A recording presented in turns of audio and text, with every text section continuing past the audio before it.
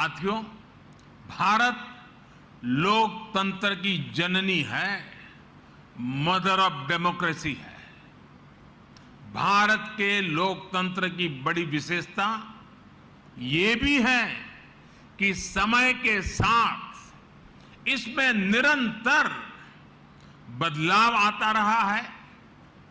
हर युग में, हर पीढ़ी में लोकतंत्र को और आधुनिक बनाने और अधिक सशक्त करने का निरंतर प्रयास हुआ है। समय के साथ जिस तरह कई बार समाज में कुछ कमियां गर कर जाती हैं, वैसे ही लोकतंत्र के सामने भी समय समय पर चुनौतियां आती रही हैं।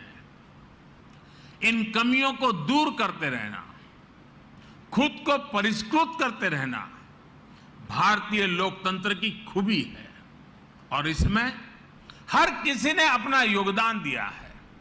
एकाध दो अफवाह छोड़ दे तो हमारे यहां लोकतंत्र को लोकतांत्रिक तरीके से मजबूत करने की गौरवशाली परंपरा रही है। इतिहास इसलिए हमारा भी ये दायित्व है कि अपने प्रयासों से हम लोकतंत्र को और ज्यादा मजबूत करते रहें। आज जो भी चुनौतियां हमारे लोकतंत्र के सामने हैं, समय के साथ जो भी कमियां गर कर गई हैं, उन्हें दूर करते हुए हम आगे बढ़े। ये लोकतंत्र की भी इससे हमसे अपेक्षा है और देश की भी हम सभी से अपेक्षा है। आज का यह ऐतिहासिक अवसर लोकतंत्र को सशक्त और समृद्ध करने के संकल्प को दोहराने का भी एक बेहतरीन अवसर है। हमारे भारत में विभिन्न विचारों, विभिन्न परंपराओं का समावेश होता रहा है और हमारा लोकतंत्र हमें ये बात सिखाता है कि कोई एक विचार ही उत्तम हो ये जरूरी नहीं है। हम तो उस सभ्यता से